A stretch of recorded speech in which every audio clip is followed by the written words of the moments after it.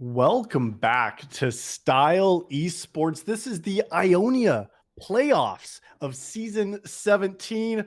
You might have missed us here as well. It's a little bit of a welcome back for myself, Llama, joined with All Out Potato this evening to bring you this best of three of the playoffs action. We're back too, and Style Esports is tonight for a great series. Yeah, it has been a good few months, but I'm glad to be back, and I'm glad to be watching these two teams going at it here in the winners bracket of the playoffs. And it is, still very early on in the playoffs. This is our first round here in the playoffs of the Ionia bracket. Remember, this is a $50 entry fee to join, with 500 sitting up top for first place, which is hoping to be played by the end of this year. So these teams are still warming up. PSE Crimson here, who's going to be on the blue side for game number one, is coming in as the second seed, only behind a very common name here, Team Death Knights Blue. And their opponent on the other side of the rift this evening is Oversoul Esports Incarnate. This was a team coming in as the seventh seed into playoffs here and hoping to really show what they got in tonight's series. Yeah, and we do see some of this seeding discrepancy in the ranks. PSE, they are a little bit higher ranked of players, but with my personal experience in playoffs and the past, certainly upsets can definitely happen. Seems like the draft is coming along pretty quickly, too. These teams probably have already done some of their prep in advance, knowing what kind of bands they want to take out early.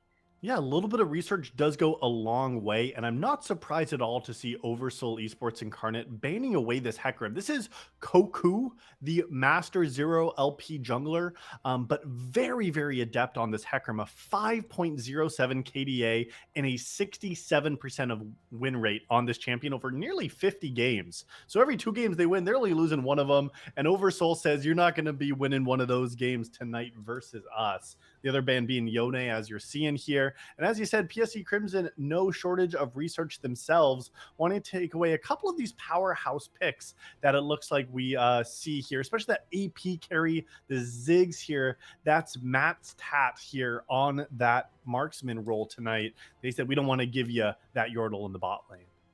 Yeah, Zig's very practiced by that player and can definitely be a bit of a wild card for players who haven't really gotten used to playing against that kind of matchup in the bot lane. A lot of pushing power, guarantees lane prio very easily. And yeah, we are seeing a lot of great champions taken out on both sides by these teams. A lot of these are fairly specialties for these players on each side. And right away, it's going to be the Maokai picked away first. Some great flexibility, great zone control, and all around powerful pick and competitive for the past while. Yeah, it still is very strong and powerful. I mean, you see it most commonly with things like a Jace or a Misfortune or something that's going to give you some long range damage.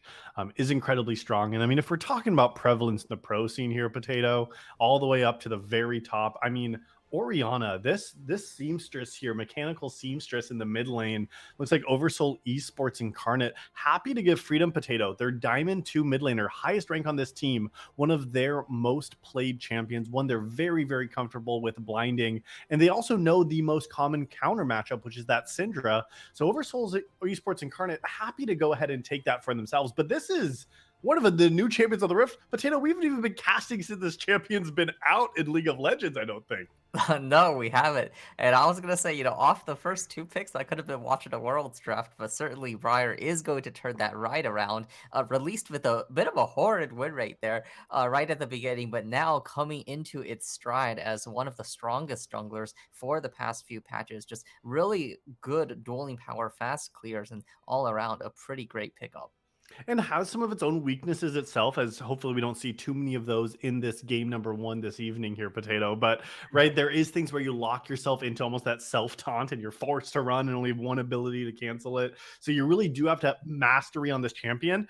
And we got to see if that is going to be the case, because this is Swifty here pulling this out in the jungle, 33 games just this season in solo queue, sitting at a 48% win rate. But yeah, you got to know how all those buttons work together and when to use them and when not to, because you can get yourself in some deep trouble as Briar if that ultimate hits when you don't really want it to, So you got to be aware of that. And we got to see what PSE Crimson pulls out in response. But a lot of mobility, it feels like this team has rounded out their first three picks with. Yeah, definitely. And I'm also very curious about this Aurelia pick. I'm not sure if it's going to Mhm. be a mid-top flex or whether it's just a potential mid lane answer into the Orianna. Aurelia can have a lot of early pressure there with the strong passive, with the auto attacks really wrecking mages if she can get on top of them. But Nyla is going to be a response. A very interesting pick up here. Not an ADC pick we see very often, but actually quite a strong answer into the Kai'Sa, who's going to be pretty short range. And so can find itself in a nice favorable bot lane matchup. Yeah, that favorable bot lane matchup is something I find interesting. Matt's Tat most commonly, at least in solo queue, does seem to rely on more of those utility marksmen and bot laners with Ashe and Zig, Zaya, the three most played. But just slightly behind that is this Neela with 20 games played, 65% win rate as well. So very much an adept champion for Matt's Tat. But they're saying they want to be playing something aggressive in the bot lane, right? You could also have played this as a utility marksman, pick up the Ashe and hope the team picks up the slack. However, that's not going to be the case here in this matchup today because they're saying we're throwing down the bot lane gauntlet for Oversoul Esports. They want to actually be the aggressive ones here with that Neela pickup here in that last half of the first half of this draft. Yeah, and I actually quite like this pickup as well. You're picking it into three melee or short range characters already, and you have a lot of built in armor pin as well, the team wide shareable auto attack dodging. So it can put in Yeah. a lot of work against the likes of Aurelia or a Kai'Sa. We do see now immediately some engage options denied away from Oversoul. This Nautilus pick in particular is a champion that, if we're looking at Skarlui's match history, has been filling up pretty much the only champion they've been playing Yeah. for the past while in solo queue, and Rel, of course, also their most played this season. So seems like they don't Rakan? want either of these two picks to go over. But yeah, Rakan is sitting there in third place. Might be a possibility. But ooh, Nyla Tarek, that's one Interesting. of those Wow. classic bot lane combinations. And again, it's getting in some anti-dive, some resistance against these melee players that the PSE Crimson squad has drafted. Yeah, this is a draft though that does feel like they want to be in your face. Briar Neela Tarek, right? Like you want to be on top of the team. And if a command shockwave can come over the top of that from this Orianna mid lane, Oversoul Esports is drafting quite an aggressive brawl, skirmish, and fight composition. PSE Crimson now might have to adjust a little bit these 4 or 5 picks on blue side. And the fourth pick is actually going to be a Lulu. So not matching aggression of the Kai'Sa and instead providing utility for the team, providing shields, heals, and knockups that this champion is going to be able to provide. And a champ that fell out of favor quite a bit and is typically not a common pairing with Kai'Sa is going to be the draft adaptation for PSC Crimson here in game one. Yeah, and it makes sense from a lane perspective. You can go ahead and get your prio, and Tarek is going to match up really well into any sort of engage melee champion as one of those ward and counter and engage sort of roles. So having Lulu to provide a little bit more utility to the team, giving Kai'Sa a little bit more room to breathe in the lane, I think certainly makes sense. Yeah. What doesn't make a whole lot of sense is not having a B5 locked in. The chat is now blowing up and saying Jax is going to be the choice for the top laner of PSE Crimson, confirming what looks like maybe an Irelia mid here, as Jax is going to be the B5 option. So that must have been an Irelia as a counter pick in the mid lane. And you say Jax, we say Malphite, R5 choice just to really rock solid in the top side. Go for that wombo, go for the combo. That's going to be one tanky top laner here. And that's the engage that was needed that got banned away a little bit from the support role. But that's going to be just fine for the Limster in the top lane to pilot here in game one.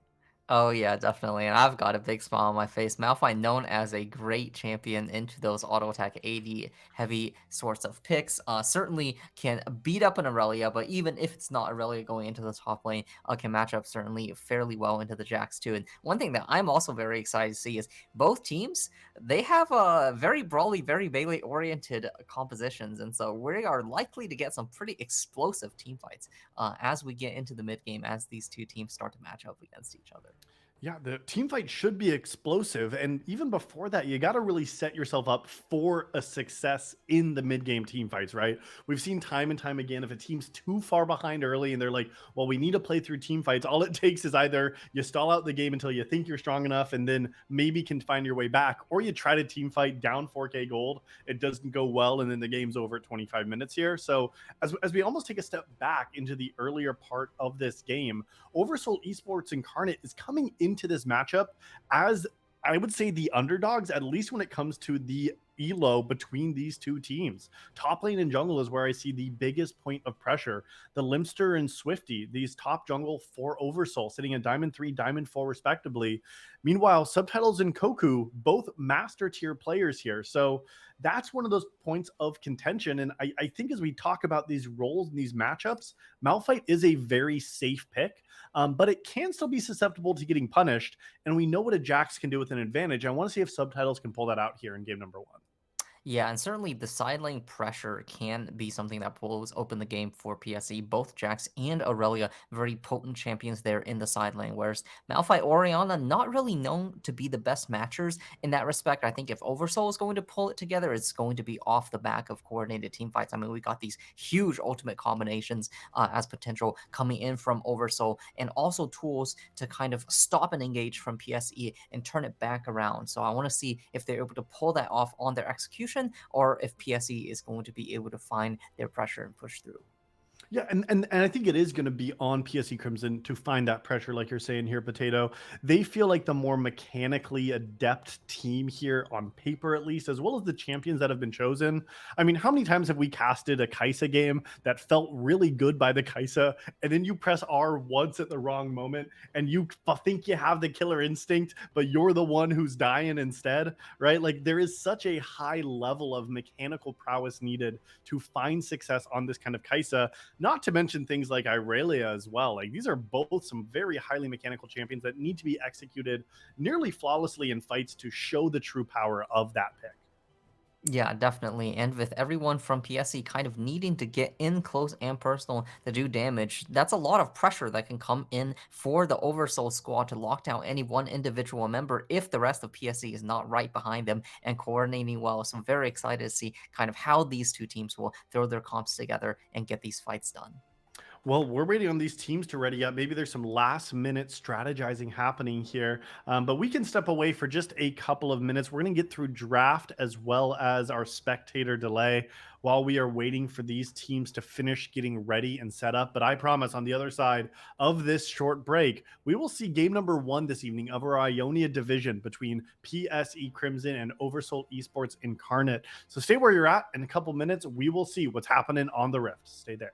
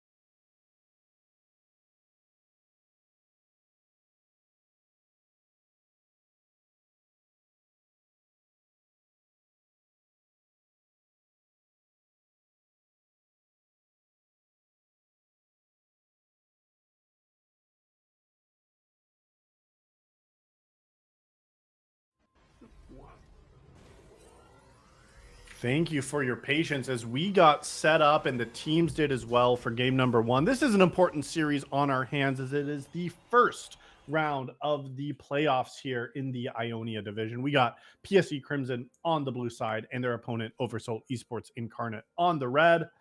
Not too much action to start on off, both teams opting for a 5-point start. Definitely a very safe start, but both teams looking to make their impact here early in the series. And speaking of making an impact, we do have a little bit of a switcheroo here in the top side. It's actually Subtitles picking up the Maokai going top and Koku running the Jax jungle. So maybe a little bit different than what we expected from the draft, and also a little bit different from what these players usually play based on their solo queue match histories. It does feel like maybe a slight bit of ego, at least, to come in here in this first game. They say, "Yeah, I'm happy to play this." Maybe it's because it's that counter pick matchup. There is definitely something to that, which I think is absolutely valid here. Right, you have the Jax as that counter strike. It can actually stop a lot of the damage coming out of Briar. You know, when you have it's her blood frenzy snack attack that gives her that attack speed and movement speed while running on a target, right? If you can immune a lot of that as the Jax, that can make a significant impact in their early trading. Yeah, definitely. I think matchup wise, certainly something that does make sense, as looks like Matsta actually going to take a lot of punishment here in the bot lane, showing the early laning power of this Kaisa Lulu with the pushing that's available to them. Yeah, I mean, we said this might not be the biggest synergy matchup, right? This Kaisa Lulu here, but ultimately, when it comes to this range versus melee matchup, that might be part of the reason why we see Faith opting for this pick instead of another melee to counteract it, right? Like, because Tarek does so well into melee supports, and that's probably why that's not the choice here. So you say, okay, maybe we're picking a less good 2v2 style with this Kaisa Lulu, but we can get pressure, we can crash 3 waves, we can look for a treated recall, and we can get some of this chip damage onto a very strong dueling potential of this Neela and Tarek. Yeah, definitely. I think the success for them in the bottom lane is going to come to them being able to secure this early prio, being able to try and look for plates, look for maybe roams, vision into the enemy jungle, maybe securing a couple early dragons, because that will be the weakness of this double melee bot lane that Oversoul has drafted. And you know, it's kind of hard for Jax to follow some of those plays that can be challenging. So maybe an overstay is something to stress about here. But at least even on that one reset, Lulu was still full health and mana, didn't even need to take a reset, but got a cheater recall off for this Kaisa, who's going to pick up a Cole now onto this bot lane play. So that's going to be a way to start out the game, which is going to be pretty strong. And Neela picking up a longsword too. So playing for the scaling, but keeping that pressure up early in the bot side here for PSE Crimson. Yeah, matching up items on both sides, but looks like there might be a little bit of a scuttle contest. Swifty getting collapsed on by both Cuckoo and Hope at last here is going to back off in time, but that will be an additional resource going over to the PSE jungler. And just like Directed Cam loves, this is just the top lane brawl. I can tell you right now, we shouldn't be seeing too much action up there yet. So great to path away from it. Just see what else is going on around the map. Because like you said, a little bit of pressure coming out. Jack's actually able to get the first full clear off, as well as that bot Scuttle Crab ran right over the mid lane to the top one. And now we'll actually have a double Scuttle lead over this Briar early. So Koku paying off here in this jungle role for this Jax. Seems to be doing pretty well here in game number one. Yeah, most certainly going to reset in time, pick up that Sheen, get started, get working towards that second clear of the jungle, and it is getting a nice little farm advantage here early on in the game. Meanwhile, in the mid lane here, some aggressive trading coming from Irelia, trading their health pots here. They do have biscuits that gives them a little bit more sustain, but trying to really shut down Freedom Potatoes here. This was a counter pick matchup for the blue side. They saw the Orianna picked early, so Irelia was the choice into it. Now Hope at last actually does land the stun. Yeah, actually going in here just needs one or Oh, two more autos. Flashes for it, turns back for a second, but there's the extra auto attack range of the Aurelia coming into play. It's going to be a one-for-one wave, fairly neutral, but a bit of a spicy play coming out already here in this early game. it was spicy. Maybe not the cleanest here. Got to fault Hope it lasts a little bit, like you called out. That stutter step backwards under the tower meant an extra tower shot did come through. However, trading one for one and getting the first blood will be a gold advantage play here for Crimson. And they're up just about 700 gold just from better farming and that level one there that gave them a little bit of extra gold here in the matchup, and double scuttle here from Koku in the jungle. Yeah, most certainly. And I am going to favor this Aurelia here for another few moments early on, able to pick up this Vamp Scepter between this and the biscuits and the potions, going to be offering so much sustain. And with the Oriana opting into a tier start at first as well, not something we necessarily see super often from this kind of mid laner, but is going to be lacking slightly in the damage department compared to maybe some of the other Mythic Rush builds that we might be seeing. Yeah, that just means this 2v2 is so powerful. Yeah, it's going to be a trade of ultimates here in the mid lane. Hope Atlas getting quite low, but Swifty is going to try and find it. Does find themselves into the Berserk. Koku going to try and find a trade back. Swifty still running into it, but is going to run out of health instead. Koku going to pick up the second kill. The bot lane trying to roam up to help, but just unfortunately not in time. And that shows the power of these spikes from items. This Jax had a sheen in that fight. Briar didn't even have a reset yet, Potato, so really could have not taken that 2v2 for the mid jungle of this Oversoul squad. And because of that, it ended up getting a losing fight there. You gave the Jax a kill, and now hope it lasts once more. Yeah, Oh, finding another there it stun, is. and when that hits, it is death for the opponent. Freedom Potatoes going down and is going to have to take another base there, non-optionally this time, as the Aurelia starting to really power up here in the early game. Irelia off to a great start. Already an objective bounty here, Potato. No objectives claimed yet, but the bounty now overhead. If you can take down this Ionian Blade Master in the mid lane, you'll be able to secure yourself an extra 150 gold on top of that regular kill gold. So that is definitely the target. If you're going to be Oversoul, taking down that player here could be pivotal for this team to try to even out this gold lead that's already surmounted to 1,500, just separating these two squads less than 8 minutes in. Yeah, it's a pretty sizable gold lead here right to start as well. Aurelia is going to be missing the flash for just a few more moments, so we'll see if that is something that can be taken advantage of. But we are also seeing the power of this counter pick coming through, right? This very mobile melee duelist going in against these kind of squishy mages. If you land one of those stuns, it can be so lethal, and you have the option of just kind of weaving in and out on the minion waves, and then sustaining up so much. And this looks like this early lead is going to actually translate into a dragon as well. First Infernal picked up for PSE. But here's going to be the counter punch on the top side now. Swifty is getting spotted out by some vision here, so they know that this Briar is in the top side. Didn't make a play not happen, so try to make something happen on the counter push now. We'll be starting up Herald, but it's already been spotted, so subtitles. Easy to just run on in and push Briar off of this first objective top side. Yeah, some great vision and some great prio there on the top side, going to prevent the trade play as an option. So Briar going to have to unfortunately just retreat back to their own jungle, get back to farming out some camps. Yeah, so does just have to sit in that jungle, like you're saying, gets through that second rotation, but not really the most ideal situation here, Potato. And Oh, yeah, meanwhile, speaking of another ideal, stun oh, landing, and Freedom Potatoes, the oh shockwave is no, not going to you be don't want enough, this one. and that means Swifty is going to come flying on in as well. The exhaust comes in from the Lulu, Hope at last, trying to run away a little bit. The Briar actually sustaining for quite a long time, but not long enough, as this Aurelia getting out of control now, 4-1 here on the scoreboard. Oh man, that is the opposite of what we need to happen. They need to shut down Irelia, not give her 2 more kills, Potato. That has just become a massive pressure point for this side of PSE Crimson. This mid laner can rotate anywhere they want around the map. They can help out so much of the map now with the power that they've exerted for themselves. As level 6 comes through and Jax has this prio of free Rift Herald too. Everything's going PSE's ways in game 1. But bot side might be the room for Yeah, trying to Oversoul. change that around. Goes in with the ulti there on the Nyla. Ignite going to land onto Faith, but unfortunately just lacking damage a little bit. Not finding the finish without even exhaust need to be expended. Meanwhile, in the mid lane, Freedom Potatoes once again getting run at. That's the flash forced out. Hope at last getting run at by Swifty now. Is this going to be a duel that's favorable? I mean, the Bork is a powerful tool. It dashes away from the push from Swifty and takes a casual 2v1. And Aurelia is one of those champions that can just do that. Once ahead, sometimes you bring your jungler, both people are dying. And yeah, that sometimes is just how the cookies crumble in the mid lane.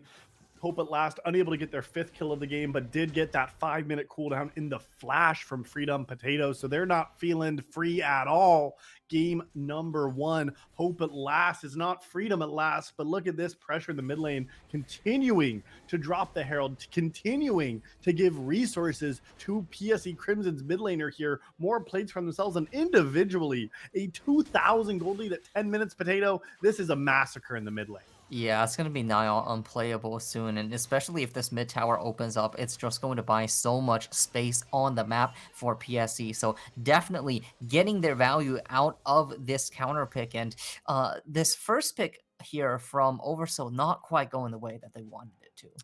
Yeah, I would have to agree with that one too, Potato. But, you know, this is not a team that we said had to win early or not have chances. So we can kind of reframe this a little bit, I think, to take a look at where Oversoul Esports is at. What are their strengths as a team? And Potato, you called it out great before this game even started. It's team fight, it's brawling. And we just haven't seen that because of the individual dominant performances so far. Yeah, and I think if there's a chance to come on back, it will have to be off of the back of some well-executed combos. But PSE so far just has not given them the option to opt for any of these fights. And especially with the Maokai 2 here drafted, has such great area control that it might become difficult for Oversoul to approach. So we'll see if they are able to hang on, if they are able to claw back maybe a kill here or there, or whatever other resources they can get their hands on. Because, yeah, so far mid lane situation looking a little dire, but at least the 2 side lanes still somewhat stable at the moment. Yeah, side lanes are still stable. Top lane just very much in parity, right? These are those tanks that we wanted to see coming out and finding just a very neutral situation, and they are doing exactly that. So now we, as you said, have to see, okay, where can we get some team fights happening? The Dragon is going to be coming back on the map momentarily, but it's hard to know if 45 seconds is the timer to fight. Neela sitting on 2,100 gold individually here, and the coal is not cashed in. So in the bot side, your marksman is looking nearly on parity. Maybe that's going to be the angle that you want to see. Can we get all members in the team fight and use this Taric ultimate as long with the Malphite ultimate and just try to turn the tides and the aggression that this early game is going so far?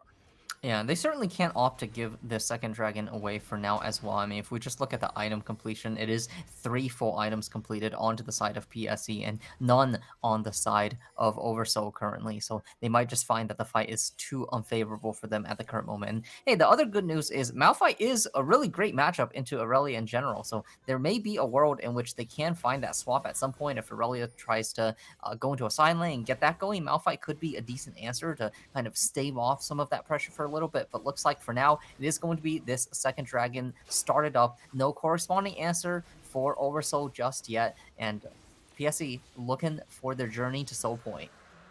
They sure are. 2 dragons now in possession, the Infernal and the Ocean. It's going to be a Chem Plant as the next soul that will be on the map. And I like this just for the different plants that you get. You get things like the vision cone that's going to start clearing everything off. You're going to see that you get those big fruits as well as the giant blast cones. It's kind of a fun map. It feels a little bit troll more than anything. But honestly, I think if you are this Crimson squad, you're not too happy about it. And Oversouls better be overjoyed seeing that be the choice on the Rift, because that just means you bought yourself a little bit of time if you give over the soul. Yeah, certainly does so. It is a very fun map for sure. I mean, it's my favorite one to play. And, you know, it might actually have a little bit higher value here for this PSC squad than usual because of that kind of extra damage to survivability. On low health, there are a lot of kind of brawler sustainers here and the likes of the Jax, the Relia, maybe the Lulu enchanting them up. Bot lane looking for a 2v2 potentially, but Polymorph going to shut that down real quick. But yeah, certainly Kim Texel, a bit of a reprieve compared to some of the other potential options that could have come out. So Oversoul, maybe a minor celebration there, but we'll still have a long ways to go to bring this back to even. Yeah, and even when you have the team comp, doesn't quite have to be the only solution for success, but it could definitely help out in these fights. You notice that Neela has opted for first item collector as the choice from the marksman role, so trying to get people low and burst them up. But again, this is not a one item power spike kind of item for a champion like Neela.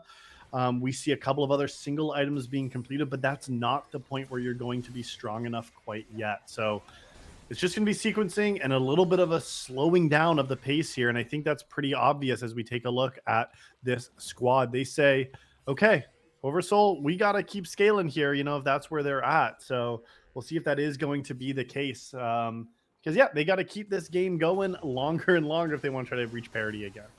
Yeah, despite the slowing though, it seems like PSE is still in a pretty comfortable position themselves as they all have been able to secure every objective so far, whittle away at these plates, pick up both dragons, pick up the first Rift Herald, and now the second one. And so, while we haven't seen much come onto the scoreboard as of late, just in terms of kills, the gold lead has still only continued to expand here, and I'm imagining might open up just a little bit more with that second Herald pickup.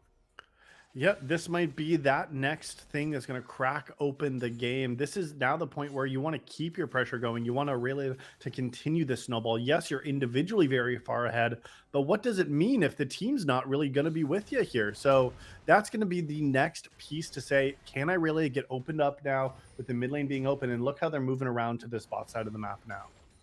Yeah, staying all with each other, using their prio, just Aurelia able to vaporize those mid waves, clear the mid wave, get a move, get some side pressure, start looking into potentially some vision or plays into the jungle. So PSE working together really well here, continuing to try and extend their pressure wherever they can. Koku now hovering around the bot side, maybe trying to look for the enemy jungler, mark them, maybe looking for a bit of tower pressure.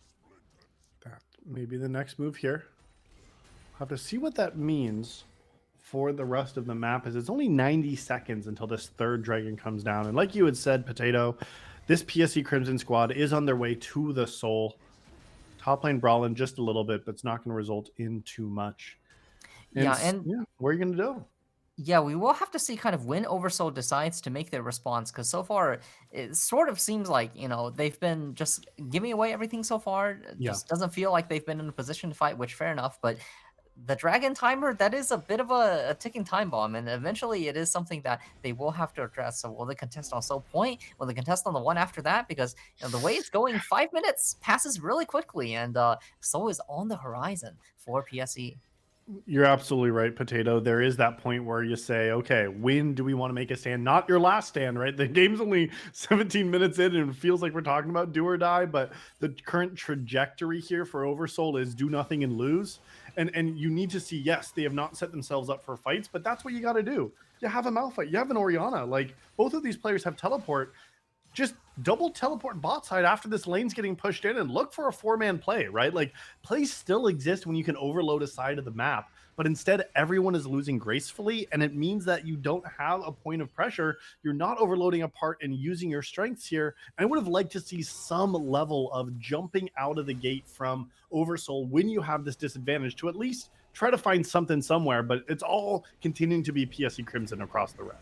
Yeah, and even these base interrupts have been so important here, repeatedly delaying the option to go back, get those buys, and taking down another tower, taking full control of this dragon area. And I do think, if we look at what's available here, it is possible for Oversoul to still win a team fight. I mean, sure, Aurelia is big, but everyone else is kind of matching on one item. If you manage to execute properly, this could have been a decent chance when you have rough item parity everywhere except mid lane for you to find the fight, especially with the kind of team fighting advantage. But with the bottom tower going down, with people going back to base just right before the dragon spawn, it seems like just wasn't synced up enough to have that contest secured. So it is going to be Soul Point taken down by PSE, one away from that crucial soul. And sure, you get a tower there on the top side, but Oversoul still looking for their opportunity to get something going on the map.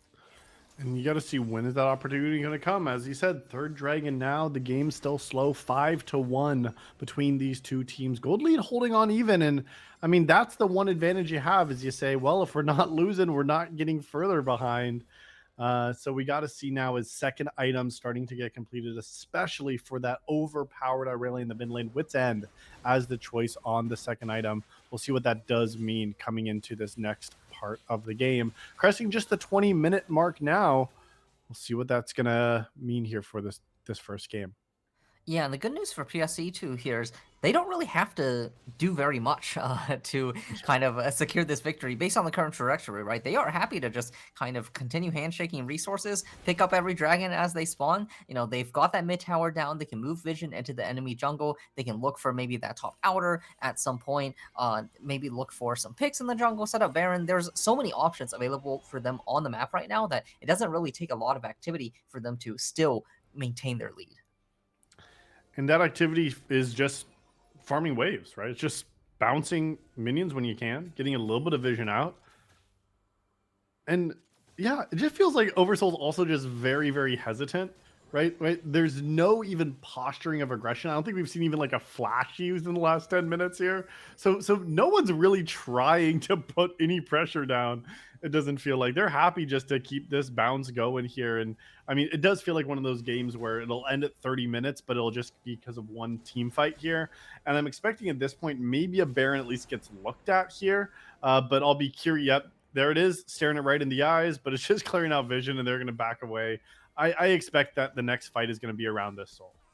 Yeah, I think that certainly makes sense. And kind of in fairness to Oversoul, they don't have too many great engage tools either. I mean, their primary tool for that purpose is the Malphite in the top lane, which has been pretty isolated, kind of going one against the Maokai here for the majority of the game. And, you know, Tarek stun, a bit unreliable. Yeah. Briar, ulti, kind of a hit or miss kind of deal. You know, so Oversoul maybe don't have the best kind of means to make something happen with the rest of their four members, but I would have liked to see them at least try to group there for that last dragon. We'll see if they will go for it on the SoFi. Baron certainly is going to be something that PSE is going to be thinking about here as the game continues on. Another just 2 minutes into this next dragon. Kaisa here with the W evolve also start to get very annoying with the poke, so PSE continuing to power up.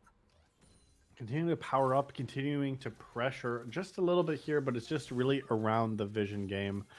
Yeah, this is a little bit of a stalemate as we look at this. And I think honestly these teams are playing compositions correctly to at this point in the game where like no one's making mistakes by doing nothing.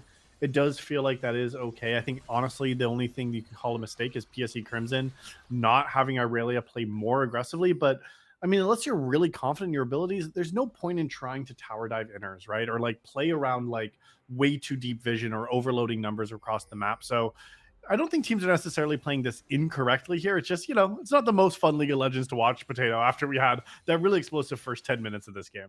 Yeah, and I would have liked to see PSE push their advantage a little bit more. I mean, they have Yeah. total control over most of the wave and the map state at this point. So move in as groups of 2 or 3, get that mid wave pushed in, move vision into the enemy jungle, maybe hover to look to rotate onto a side lane or to see if you can threaten, you know, whoever is on the edge. But again, they don't have to do any of that. Yeah. There's a Yeah, dragon exactly. coming up in 40 seconds, so you know they're going to be looking for it. And here we go, a little bit of a duel between the Limster and Hope at last. It's going to actually turn into a 2v1 here, potentially getting the Aurelia flash. That's actually a pretty nice pickup here for the side of Oversoul. Especially to have that taken down before this dragon spawns. I really does have a teleport available, so can join in. But like honestly, I would have liked like there's no vision from the blue squad around this Baron. Like maybe you say let's give Soul and just try to take Baron. Like right, like these teams are not playing risk managed at all. Very risk averse. Not really looking for much at all. So yeah, you're not going to see Oversoul play that. But now it's going to be Limster here for the fight. 5 members there. Maybe this is going to be an angle they're going to look for, but it has to be on Aurelia, and that's a tanky target. She's not even here yet. It's a 5v4. Yeah, it looks like they're finally deciding to pull the trigger, but look at the poke coming out from this AP Kaisa, just absolutely brutal, and that's going to mean that they've just established total vision and river control right away. Maokai is going to have his saplings warning out any approach, and that's going to mean there's just no soul contest option. Those Kaisa Ws poking across, taking out vast swaths of HP, and now as a 5-man squad, they're running through mid. I have a feeling they might be looking at Baron. And there's just no contest, right? This feels like a game that they're just like, all right, we'll take the objectives on spawn. You're not going to do anything about it. You're going to walk down here. not really contest. We'll poke you off. We're still full health. Walk through the river. However, as I say, that double teleport is coming through. They want to make a stand here. Yeah, double TP, but Tarek is so far away. Baron down to 5k. They're actually going to pull off of it. The Maokai ultimate actually going to be used very early, but only catches on Limster's to face Limster there, who taken. actually not caring whatsoever. Big Oh, clap down to Cuckoo. 2-man Shockwave followed by 2-man Malphite ulti, but just not enough damage, and now Limster going to be in trouble. It's going to be a nice 3-man Tarek ultimate coming on down. It is Foya getting quite low. Hope at last going to be at the focus. This might be a turnaround. There's 2 huge shutdowns already. A nice flash from Tarek Skarloey, locking down the ADC and taking him down. Subtitles force the flash out as well. And now finally, when Oversoul decide to pull the trigger, they are able to find the fight, and they're going to be looking at Baron themselves. no one knew that they could fight because they didn't try to, Potato, but that fight actually ended up working out. I was worried when we saw that it was only the frontliners that got hit by that Malphite and Orianna ultimate combo, but Koku got a little bit too aggressive trying to take down this backline of this Freedom Potatoes player, and it did not work out for him, and that was the critical mistake there. Koku fell, the rest of the team held strong. You got those first couple of members from Hope at Last, and then the flash forward to kill Foya. They got the Baron, the gold lead now within 300 gold. This is still a game if you're Oversoul.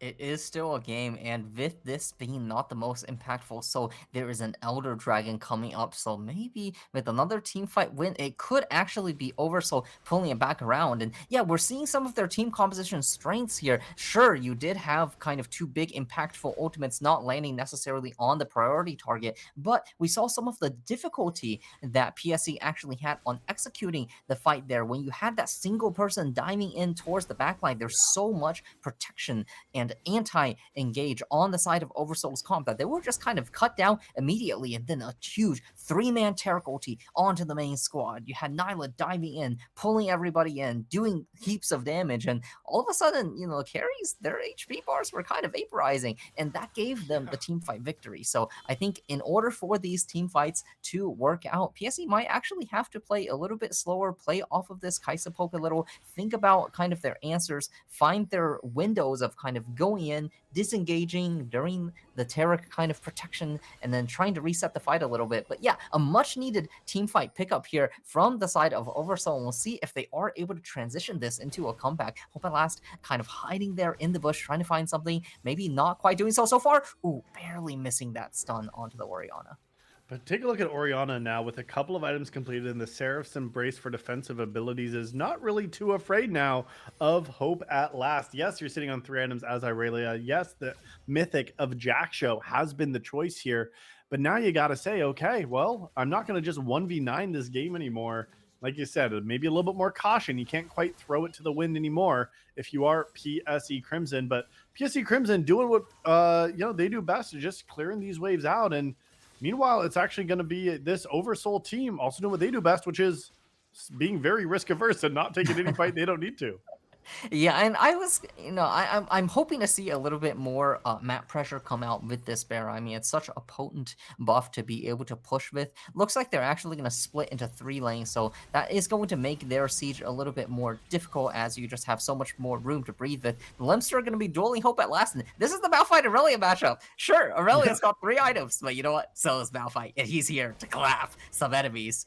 And Aurelia definitely feeling the pain on that one. Freedom Potato is also going out to subtitles a little bit. There's some Orianna damage actually coming wow, on yeah. out. There's the shockwave actually, and subtitles there's the ultimate landing. Get away. Yep, there's the Briar ultimate coming right away, and it might be just another pick here as Swifty going to chomp on down and get a good bite out of the tree. That's another kill going on over. Gold lead still staying pretty even here. Maybe looking for a siege against the mid tower. Elder Dragon coming up in a minute. Definitely want to see the teams starting to set up for that one. Koku looking to strike back on here. And the top side, Freedom Potatoes just going to run away, though Face Rush providing so much value.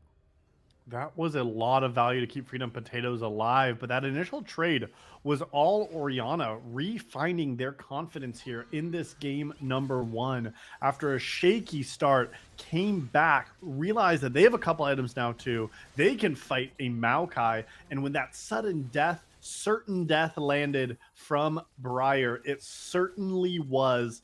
And getting at least that pick and giving Subtitles their first death of this game is showing that even the top laner is going to be killable here. So like you named here, Potato, we're only 30 seconds away from this Elder Dragon, less than 30 minutes into the game. And as we take stock here of items on the Rift here in this first matchup, 3 items now completed for Kaisa, and an uncommon mythic choice with a Leandries actually as the choice for the mythic pickup.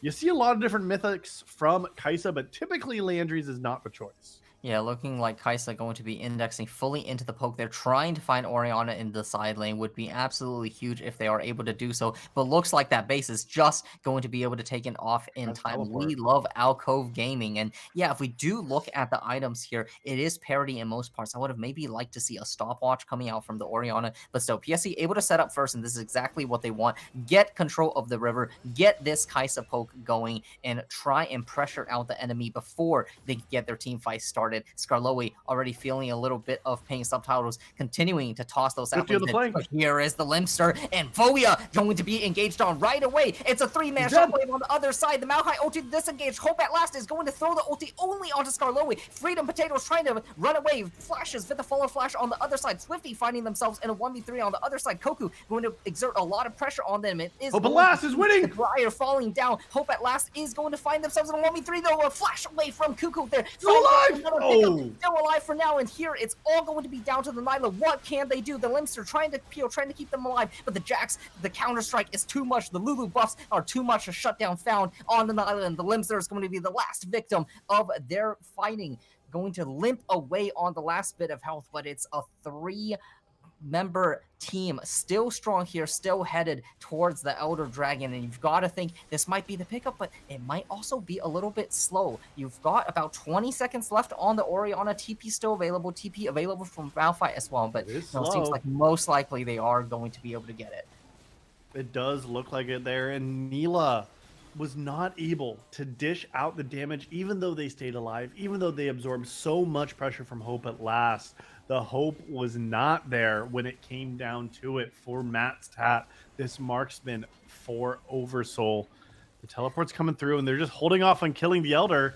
It is going to get smited away, but Freedom Potatoes is back. Faith spawns there, flash out from Faith to survive that one as well. And I think a couple crucial things in that last team fight. I mean, it wasn't even the most ideal situation necessarily from PSE. Aurelia ulti in particular went down only onto an ulted Taric, but Briar kind of sacrificing themselves in that 1v3, getting fairly low value in that team fight. And Aurelia able to stay alive so long. I mean, look at this. Jack Show, Wit's End, Frozen Heart.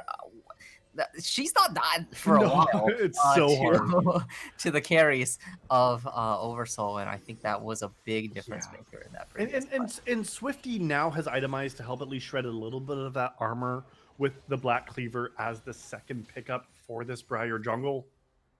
And so if you can stay with your team, if you can actually hold back and not feel like you need to jump right into that fight, I mean, that can make the difference by shredding Aurelia now. But Briar, no way into the pit, on the wrong side of the map, no flash available. This Baron's going to go down so quickly.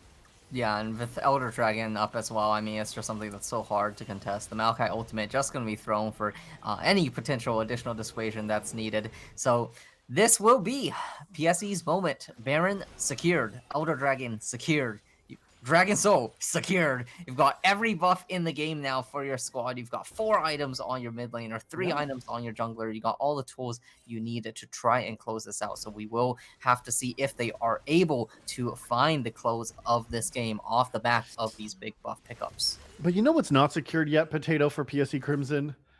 Any of the inner towers. Like, this team, for what a dominant game that they've had so far, after they lost that first Baron, they have not been able to make any forward progress. I'm sure that's going to change right now with this wave, the Baron buff and the Elder still available for a moment. But this is going to be the first inner tower cracked here. So at least Oversoul is doing a great job at holding on to their base for just a little bit longer here. And you got to figure out when they're going to make a stand, because a little bit far away from 4 items for the marksman, not quite a big power spike for Orianna's 4th item here. You got to say, okay, I guess we're going to start giving some of these inner towers now, but they need to keep the base alive. Yeah, I would have liked to see them pull the trigger on one of these sieges while it was still 5v4 with Aurelia there on the bottom side. I mean, you have no flash there on the Jax or Yeah. on the Aurelia or on the Lulu, actually.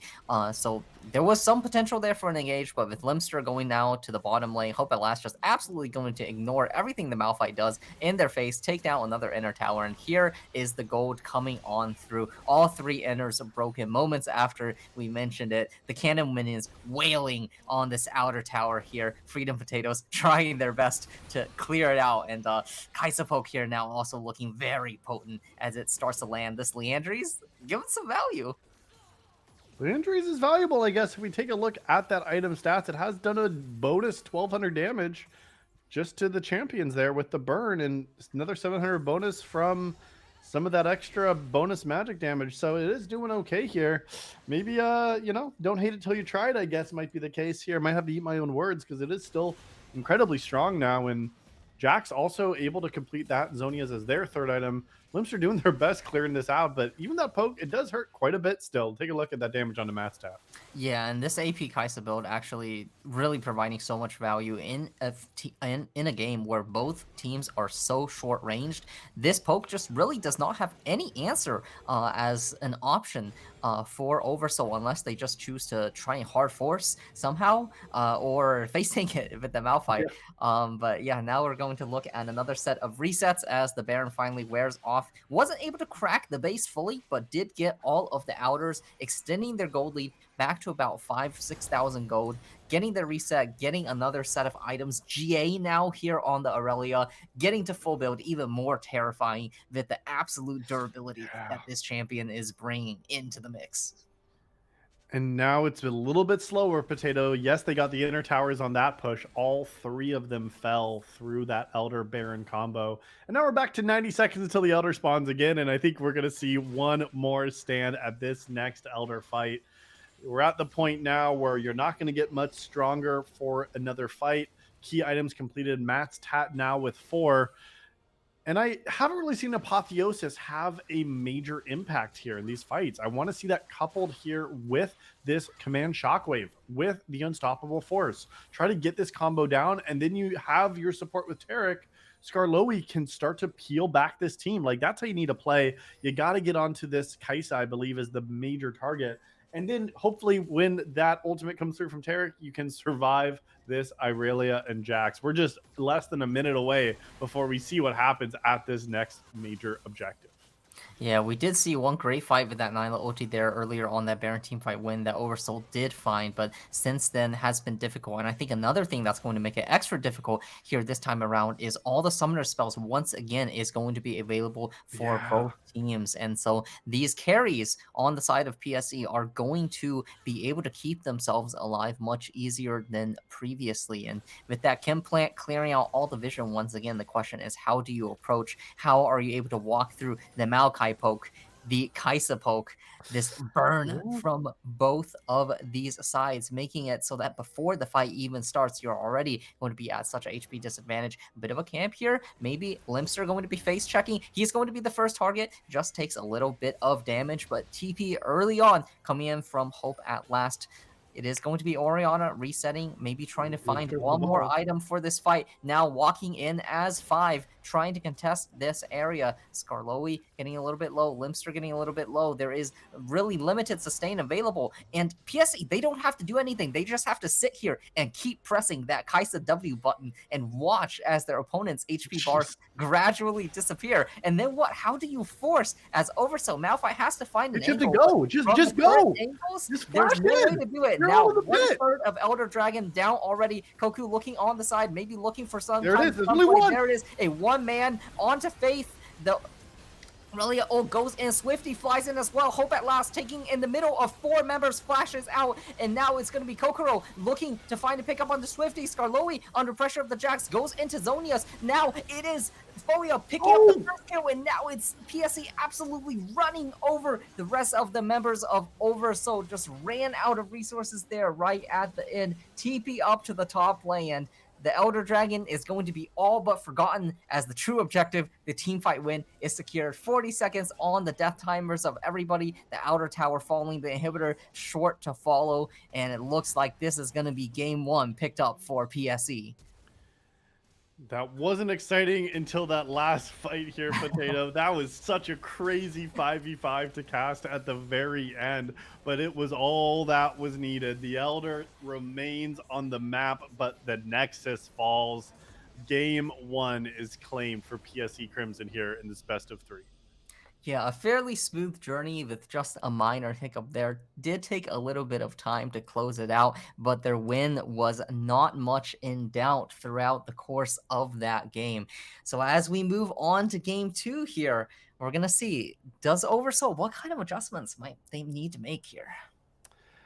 I am curious to see. I just think maybe you play a little bit more aggressive. Maybe you try to, regain your footing a little bit earlier on, because you picked a team fight composition. You did play around major objectives, right? We saw that from this team, but it just didn't come together for them. So you got to say, okay, let's maybe throw something else at the wall and see if that sticks here. So we will have to see as well. We're going to get just into a short break as we set back up for game number two in just a moment. And on the other side of this short break, we will see what happens in the draft for game number two between PSE Crimson and Oversoul Esports Incarnate. We will be right back.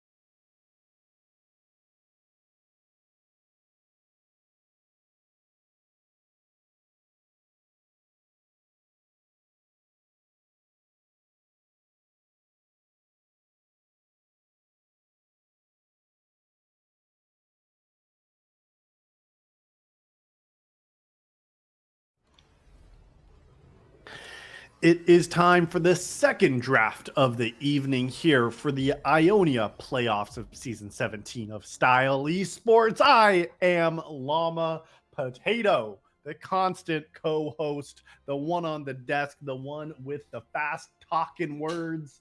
And now for the fast talking draft, we're already flying through phase one of bands. Yep, it looks like we've have some slight adjustments coming into draft in this game too. Oriana going to be taken away as a tool for Oversoul, and Aurelia banned out on the other side. Certainly played a big role in that previous game, so good to see that both of these teams are changing some things up here in this game too.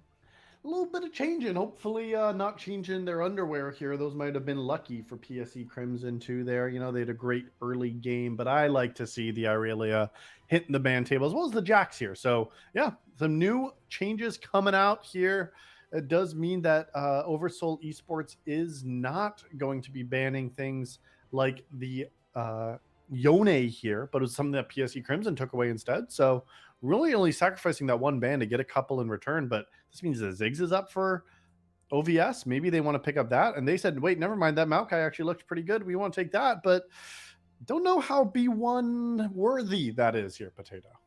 I mean, I think it can certainly have value. It's one of those champs that's pretty easy to at least have some manner of impact at all stages of the game. You can have great control over all of your objectives if you get there early, set up with the saplings. Of course, you have that great teamfight initiation, disengage tool, farms up pretty well, provides some vision for your team.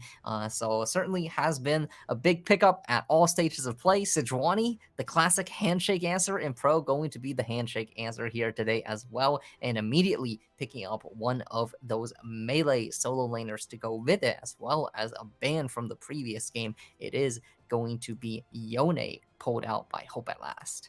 Yone, what a choice here. So now I wonder if Subtitles even looks for something like a Gwyn top. I mean, synergizes so well. Yes, you have now a very heavy melee top side with a Gwyn Yone Sedge, but synergize so well together. It's something there's a lot of games played here for Subtitles as well. We'll see if that's something they go for here, but Oversoul is chosen to respond with a Syndra in the mid lane. I expect that to be the choice here. Again, the Ori's banned, so Syndra makes the most sense to my brain as well. And if you got a 75% win rate in Diamond 2 in 20 games on that champ, feels like a good one to pull out here when you got to secure a win to force a game 3. Yeah, can buy a lot of space, is their most played champion. Xayah, a great pickup as well. Of course, the ultimate going to provide a lot of value against the Yone ult, and a champ that's very good at getting lane prio as well, with the constant threat of the feathers taking up so much space there in that bottom lane. Absolutely, that the feathers can hold so much space. It's a great self-peel tool. I love seeing those little flash feather pulls as well. If you can pull off one of those kind of plays, we'll see if that will be the case. And a hyper carry being the choice for PSE Crimson here for their third pick. The Jinx is going to be locked in. Yep, going to be matching the scaling there on the side of PSE Crimson. Gets some decent amount of push as well in certain cases, with the Rockets coming out, getting the clear. Rakan, of course, going to be the pairing of choice denied. No big surprise there. And Nautilus, a very big played champion there for the Oversoul squad, going to be taken off the table as well. But does leave Rel up, which is a pretty high priority champion in certain cases, and also Skarloey's most played. So we'll have to see if that might be a pickup. And there's the Gwen you were talking about. Hey, I called a Potato. Call me the coach, baby, because I'm telling him all the things to pick here for PSE Crimson. Get me in there. And yeah, I think it's a great choice. I think it's great into things like Syndra and Maokai, right? You can easily immune that. And when your screen pops up and it says Gwyn is immune, like you just want to throw something at the wall if you're Oversoul, because you're like, come on, I was trying to do damage to this snip lady, but all I got snipped was this vasectomy, my man. What's going on? KO might be actually what's going on. So Oh yeah, it is. certainly Yeah, that that's seems a to be the champ case. that I have not seen in a very long time, actually. So I'm quite excited to see what this might be able to do. It's a champion that's been played a little bit. Maybe Limster just choosing to opt away from a tank kind of matchup because of the Gwen here on the opposing side. And Jaina going to be the last pickup. So this is going to leave the Oversoul squad quite vulnerable, potentially. I think they're going to have some pretty high execution thresholds to keep themselves safe from the members of PSE. But of course, some very potent scaling coming in here from the Syndra, from the Kale, from the Xayah play as well. So if they can get into that late game, if they can get all their buttons pressed correctly at the right moments in the right order, can really make some magic happen with these champions too. Magic is what needs to happen now in game number two. Potato, it does have to be a back-to-back victory for Oversoul Esports Incarnate to stay alive in the upper bracket. And the last choice, near and dear to my heart, it is the Bard as the support choice to match with Jinx. Not the most common pairing, but a very, very strong meta champion right now. Yeah, most certainly. And I actually really like this draft from PSE a lot. I mean, we saw last game was quite slow, quite methodical, and I think a decent reason that was is both teams didn't really have too many tools to kind of try and pull the trigger. I mean, on the side Yeah. of Oversoul's comp, you had the Malphite engage, which was an option, but that one, you kind of see from miles away.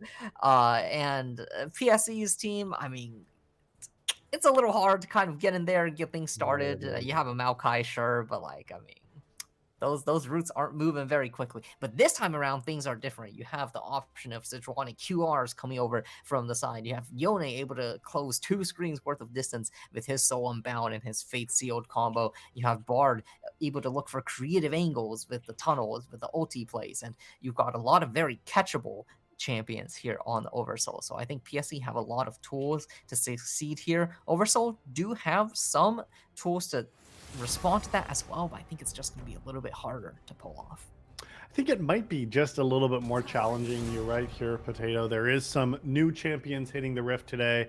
9 of these 10 we did not see in game number 1, with this Maokai being the only overlap as that B1 choice. So yeah, like you're mentioning, this does feel like a slightly harder execution here, maybe even than last game there, but it also gives more options. We talked about there in the break, Potato, that they only had one way to win and it didn't work. So here, at least, maybe there's more agency, more ways to find pathways for success in game two. Yeah, certainly is something that is possible. I think the main thing I would have maybe liked to change the 4-5 for Oversoul. I'm not the hugest fan of.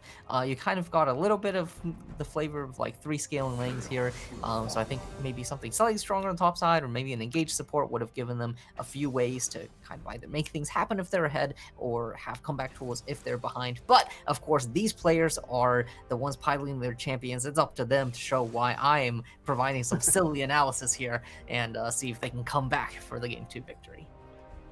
We'll have to see what happens. The prediction is live, so let us know with your channel points who you think is going to take game number 2. I saw some PSE hype in the chat. I've also seen OVS stands here as well. So put the money where your chat is here by dropping those channel points down while we take a quick break. The champions are getting locked in, and then we will see what happens on the Rift in game number 2. We will see you in just a moment.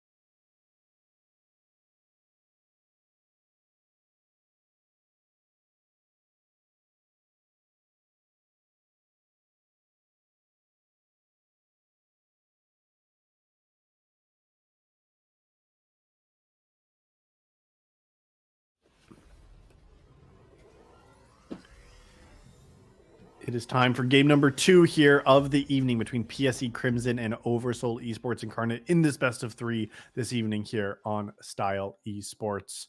We're going to have to see what happens here in this second game in this best of 3. This could be PSE Crimson taking the 2-0. Maybe Oversoul Esports Incarnate has something up their sleeve to force a game 3. Yep, Oversoul have to turn it around here in the second game. They got the blue side. They got the change draft. They got the new champions on the Rift. We'll have to see if they get a new result as well.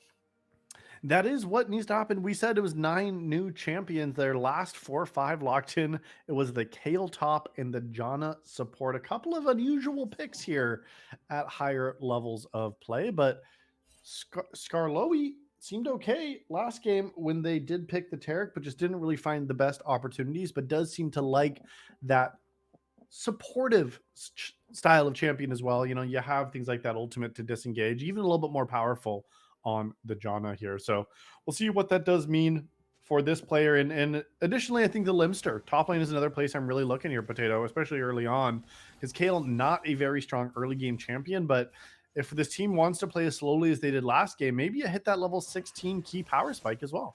Yeah, I mean, maybe they said, hey, you know what? Last game went to 40 minutes.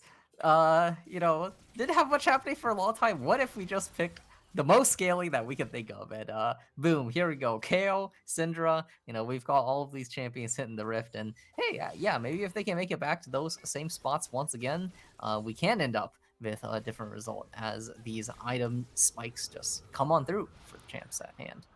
Absolutely. And not even level 2 is coming through, but what is coming through is actually a Prime Gaming subscription from Bogus3579.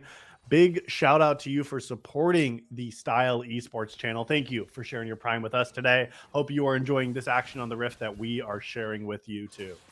All my homies love Bogus, and yeah, definitely love to see the support coming out here as we're starting off playoffs. And Hope at Last actually taking a tower shot there, trading against Freedom Potato, still actually looking like a pretty even trade, all things considered. So throwing some of the power of the Ionia this way, showing why it might have been a ban there in that previous game. And ooh, this top wave also looking a little bit spicy here for the Limster, as the Gwen, not necessarily known to be the strongest laner typically, but against the likes of a Kale, still can make things happen.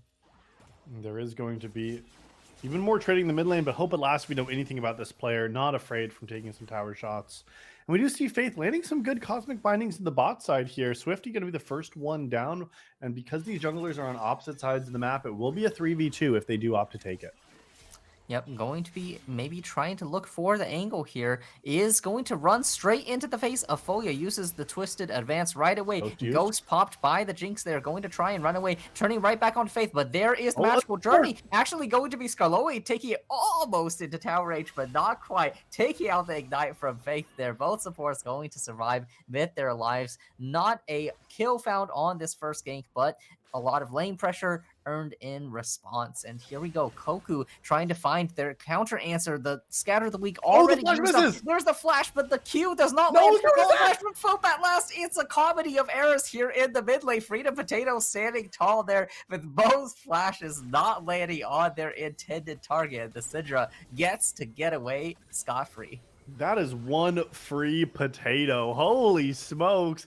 And I can't even really blame him here, but he was the counter kill now. Yeah, Hope at Last actually going to be followed by the Maokai. The knock goes the wrong way, though, unfortunately. That Sapling actually might have found enough damage to finish it out, so it looks like both junglers just not quite finishing on the execution requirements needed of their champions. But you know what? That's all good. We're in for a good time this game, too. Maokai going to be down a little bit of CS here compared to Koku there. A few camps behind on the clear. Skarloey getting caught with the zap, but Tornado going to disengage just fine there. Hope at Last was able to get that base off. Maybe actually looking for a little bit more. Picks up that first blood under the tower. We are talking about how this man was not afraid of taking tower shots, and he just proved us right there, taking once again the first blood here in this game too. Shots were fired there by Hope at Last. Does get that first blood after that craziness in the mid lane. So still going to feel pretty dang happy with that. And that's going to be a great spot to be at now. Once again, Hope at Last taking control of this early game. Yeah, Dasher's on forward says, "Get that jungler out of my lane. I'm gonna do this myself," and absolutely solos Freedom Potatoes. But hey, at least Syndra didn't have the flash there that time to be able to escape. So maybe those ganks did make a little bit of a difference. And that was also the reset making a difference there, right? Able to buy that recurve bow on that fight against just the D ring of the Syndra there. So able to pick up those additional resources. Syndra TPing back there in the mid lane immediately, going to start getting run at by the Yone. And oh man, that solo mountain just lasts for so long. Every time you think it's over, he keeps on running you down. Does keep trading back aggressively. You did say that this is a scaling matchup. Syndra does have that shard later on in the game that has a chance to do quite a bit of work. But again, you need to get all those shards to really have it. I think 120 is the key. 100 splinters of wrath is what you need for the execute below 15%. So we'll see if that will come through here early enough to make a difference, because Hope and Last continuing to pummel the mid laner with pressure. Yeah, level 6 here for both mid laners as well. So, Yone might be looking at another play off of that. We might also get a revisit from the junglers at some point, maybe once they hit their level 6, knowing that the flashes are not available on both sides. Goku actually maybe looking already, not quite going to land the Q. The Blast Cone nearly breaking Freedom Potatoes right into the arms of the Yone. Still chasing under tower there. The Syndra ulti invested flash heal from the Janna to keep their mid laner alive, so does not give over that second kill, but does expend all the resources there. Ultimates traded here on that top side. The KO going to immune the first two strikes of Gwen's ulti. The Ghost is going. Koku going to be chasing as well. Limster running away here, but no kill ultimately to be found there. But look at the bot side. Now here's a two-man collapse. Can Bard get them out of this one? Looks like Foya going to just try and stand the ground and fight, but no, it's a kill. Going over there to Matstat. Hope at Last does have this Q3 nearly in the mid lane as well. Both mid laners so low here. There's a plethora of action here on the map, and if we were talking about a lack of fighting in that previous game, that certainly is not going to be the case in this game too, as Yone picks up that second kill once again, and it looks like Syndra is having some trouble surviving against the persistence of this Yone mid. It is a challenge once again early on, and we know that later on they can calm the storm. Gratefully doing just a little bit better so far here. So we will have to see what this means now, because similar story to game number one, Potato. However, the gold difference not nearly as detrimental so far, but we do have to see what that is going to make as a difference here in this next fight coming up, because I expect to see some kind of action coming around with the dragon being alive. Maybe either team is going to try to posture for it a little bit, but does not seem to be the focus. And Rift Herald also available on the map for anyone brave enough to try to take that one down. Yeah, most certainly. It's going to be a red buff taken away here. And yeah, you're right. Gold lead a little bit less because Yone this time 2-0 instead of 4-0. But we take those. We call We that take those. progress for the side of Oversoul. So might still be a dragon look though. They've got full control of the mid lane here. They got the bot lane prio as well. They got the resets coming on through, and of course the jungler there on their side of the map. So another early Drake coming in. The Ocean Dragon going to be providing a little bit of lane sustain here for the squad. A nice easy secure here. Maokai unable to find a trade just now, but going to try and walk to the Rift Herald to get something back for their team too. We'll see what that is going to be brought back for the team. Like you're saying, the Herald hopefully will be claimed this time. Subtitles will not be interrupting like we saw in game one. So just that first dragon, the Ocean, is going to be claimed here this time in game one, and a little bit later than the first time, which means maybe not a 30-minute Elder this time in game two. Yeah, perhaps not. Hopefully not. Hopefully not. Yeah, that was Yep, but just some farming here on both sides of the lane. Top lane, once again, pretty stable. Sure, it's not tank v tank this time, but it seems like both laners also happy to just farm and scale up here, both on a more damage-dealing row here. Freedom Potatoes actually using the scatter early, and Hope at Last, he does not need a second word to go in there off the back of that, but the presence of Alcon on the side will dissuade him for the moment. Sejuani is spotted out on a ward, so that's going to make Freedom Potatoes give a little bit more space for now. Space is still there. Scatter is back, and Ultimate also available here. So we'll see what that does mean, because again, not out of the woods yet, but looking at that damage now. Flash over. Yep, immediately from Koku tanking up that tower. There's the Aftershock and Sejuani passive both together. No trouble whatsoever on this dive. And, one thing actually that has quietly come to pass that we haven't talked about too much so far is this CS difference in the jungle. I mean, sure, mid lane has been getting the solo kills, but Sejuani here able to farm through faster, able to take these camps, deny the red buff, deny the Raptors just now. Got a nice play there on the mid lane and finding their impact here in the early game for PSE.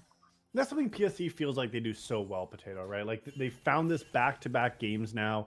They found early game angles. I mean, and even as we see the champions that the enemy has drafted here, Oversoul choosing to pick up a Janna Zaya. Like you're not going to have agency in that lane. Your mid laner choosing to take some scaling. Yes, you have some lockdown, but it's not going to be anything crazy. And so it just feels like the angle, and you have a Kale top who's also trying to scale, right? Like this is really just saying we're not trying to make anything happen early, but they're falling victim to this aggression from PSE Crimson, who has once again opened up the map early. Yeah, and this was a little bit of the concern I had with the 3 scaling lanes kind of dichotomy here. Skalui might be getting a little bit caught out here, but Swifty going to be offering a bit of moral support there, making sure that nothing too much happens to their support. But yeah, I think that was some of the concern I had coming into this game is that they just don't have too many playmaking tools. They don't have too much ability to make things happen on the map or a particular lane to play for. And so it does mean that it is kind of a little bit more of just passive farming for the side of Oversoul here in this game too. Now, Dragon 2 minutes away. Items not yet complete as we're only 12 minutes in, but the gold lead, just not substantial, I wouldn't say, but just about 600 gold between these two squads.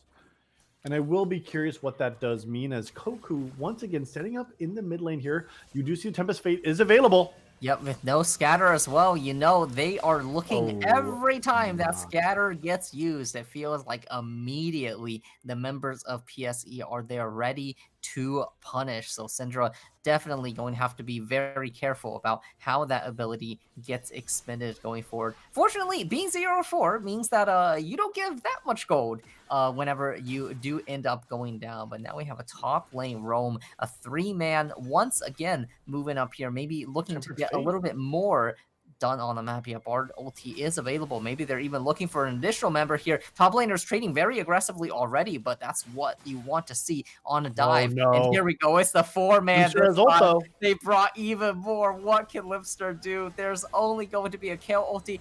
The tower is going to get put into its stasis mode, a flash away, but that's not going to be enough to secure their life. Oh, wait. Tower aggro actually going on to subtitles there. The Maokai able to find one, find two. That's the double kill trade back. They took so long on that play, and now they have to TP back to mid lane to catch the wave. Looks like they want to get a dive started onto Folia. Xayah tanking it up still has the easy ulti to drop the tower aggro, and that's a great turnaround for the members of Oversoul. And it was definitely responsive more than proactive, but as you said, a great play is still a great play here, Potato. They're going to get some plates in the bot side as well. Matsat did a great job, like you called out, with that Xayah ultimate to come off that tower aggro. And Swifty on the response play top side, there was so much time invested there with everyone off the map that Swifty was able to get up there in time and got 2 kills back for it. Yeah, and it was just so much time expended there trying to get the setup to happen on the top lane. Unfortunately, after the Bard ulti expired, it was the Gwyn that had been trading aggressively all their HP away against the Kale that was the first one to tank there. And of course, Bard caught in the Twisted Advance, also falling prey to the Maokai. And that means Maokai going to pick up that first item, going to pick up the boots as well, making up for some of the earlier game deficit. And this might make for a more competitive Dragon contest. There is no Gwyn ulti still available here. 2 supports going at each other. Faith going to be insecting the Maokai away back towards the rest of their team, trading here on the top lane as well. Limpster going to go down. No ulti available just yet, but Bard not going to fall. Actually flashes right over the wall. Subtitles trying to chase away the rest of the team. Freedom Potato still looking for it. Scatter is going to miss, and that means things are going to turn around. Zap lands true. Freedom Potato is going to go down. One caught by the ulti. Xayah, no feathers fly available. They're going to get shut down, falling down to the enemy side, and it's a win on both halves of the map for PSE. 2 kills on the bot side, 1 on the top side. And the Dragon will be their prize. Looks like after that very close skirmish, once again, PSE comes out ahead. Mountain Dragon and an Infernal Soul will blaze onto the Rift here in game two. Yeah, and certainly going to be one that makes a little bit more impact than the one in the previous game. Yeah, And happy to absolutely. see that Oversoul is putting a little bit more contest in these objectives than in the previous game. Unfortunately, that fight didn't quite go their way. A few key abilities missed there and a nice turnaround from the members of PSE. The gold lead going to go open up a little bit more here Yeah. now on the lines of 2,000 gold on the side of PSCS. Freedom Potatoes might be in trouble once again. Sejuani going to start things off. There's the stun. There's the tanking from the bar. There's an easy takedown for subtitles, getting a bit more gold in the pocket. 0-6 now on the Syndra. Unfortunately, having a little bit of a rough time here in the mid lane once again. Yeah, and unfortunately, that was using the scatter, and then the team is there, no flash available, and falls. It's the same story written once again. The history does, in fact, repeat itself here. Freedom Potatoes with 6 deaths in 16 minutes. Not the best spot you want to be at as a mid laner here. Rest of the team doing okay across the rift, but this is one potato that is getting baked alive here in game two. Yeah, baked, deep fried, and chopped up. It does feel a little bit like one of those pattern recognition tasks I had back in the old days of being in school. But hey, yeah, the other lanes actually, staying pretty consistent. The Yone, though, here on the side lane, an absolute powerhouse, just like the Aurelia was in the previous game, forcing the KO ulti once again. Taking away a tower there on the bot side, though, is Oversoul going to be traded there in the mid lane. So map opening up a lot quicker than that previous game. But who can match this Yone here? Certainly not going to be the Syndra, and seems like KO is having a rough time of it as well. Kill is having a rough time of it, is level 11, but no ultimate available, no flash either. Yeah, gets ulted out right away. The Yone E is actually used, and this might be a very important pick. Woo! 5-0 1,000 Yone, gold! 1,000 gold into the pocket of Matt Stat there on the Zion. That's going to be a pickup they are very happy with. And Yone going a little bit deep there. Sees an enemy, ults him immediately. That's what we've come to expect out of Hope at Last. And Hope at Last, we've seen the value it's had, and now with also this Hull Breaker completed, will be so strong in the side lane, but you're not that much stronger when you're fighting there. And I think we did see Hope at Last, saw the Kale, knew they didn't have the flash or the ultimate available, said, I can just ult them under tower, and it was their last mistake while alive. 1,000 gold to Matt's Tat, like you're saying, that's exactly the person you wanted on too. The Limster maybe a little bit overstaying topside, will just be able to run away here, but that's going to be a big acceleration in the marksman department. That could be your carry. Zaya, the one for Oversoul Esports, who is still doing well. 2 minutes until this next dragon as well. And right now we're seeing these two players team up together, Skarloey and Matt's Tat, just moving around the map together and feeling okay about where they're at in this second game. Yeah, and the good thing about having a PowerPoint on your team is it gives you something to play around. Right now that you have this powerful Zaya, 1.6k Oh, up against the no, competition is that no you can flash. make things Right. happen. And yeah, goodbye Janna. But you know what? You got 2 minutes before the next Drake, got a lot of ultimates expended. Sure, you pick up a kill, but you don't get that much on the map off of it, presumably, maybe. I mean, we're going to see a Herald here in the mid lane, so we'll see if I have to bite my words shortly as we can see whether the man advantage here is going to get taken advantage of for the side of PSE. A nice scatter, actually finding their way onto Bard this time, taking a big chunk of their health down, and Rift Herald going to get the charge, but not much else. Not much else beyond just that one charge. See what that does mean here for this objective in a minute. Subtitles continue to push in the bot side. Cole is completed, and we'll just back on off from bot side now. So sitting on 1,700 gold right now for this win, and teleport available means the side lane continues to be pressured. A 1-3-1 is incredibly strong when you're winning all 3 of those lanes. Limster in trouble under tower once again. Yeah, and it is the side lane pressure right now that is carrying the day for the side of PSE. Quietly though, Kale, right now, level 13, making their way towards the Yeah. infamous level 16 power spike. Staying alive, getting some items, so all the way to making this champion work out. And definitely still could here. We're seeing 2 items also completed now ahead of Foya is going to be Matt's Tat here with that extra 1,000 gold inflection from the Yone. Great ultimate timer there from Linster to stay alive bot lane. Take a look now. They are going to be the first one down here. Freedom Potatoes does have just that one item versus the two of Yone. It's going to keep pushing the top side and teleport available to join if needed. But Swifty is here. We'll see if they are going to look for this dragon that's spawning now. It could be the third one. Zaya is still trying to clear out the mid wave here. They don't actually have priority around this objective. Now here comes the teleport from Gwen. They are really slow to this one, and Yone actually keeping that side lane pressure, not deciding to go home. So he's offering an option. You want to TP to the fight? I'm going to take your inhib tower. You're not going to TP. You're not going to have your champion. Swifty flashes in, trying to find it, gets the root onto 3, but now is the target for those same 3. A Bard ulti hits 2. The Mega Death Rocket lands true, and now Zaya is going to be tied up. The Feather Storm goes on down. The Zap barely misses. Can they find the chase? The pullback on the Feathers not going to find it. Freedom Potatoes looking for the damage back on Foya. Scatter does find 2. One more auto. We needed one more Q. If only there was a bit more gold on that champion, but unfortunately was not going to be it. Limster forced to flash away from the chase squad of 2 going on in. Koku, though, might get things turned around on. There's a big root, and the Tornado just a little bit shy, as is the Gale Force. Faith there ready to disengage. And you know what's been happening in the top lane that whole time? It's Yone continuing to push in with the Hull Breaker, and a 1 fight and a dragon pickup for PSE.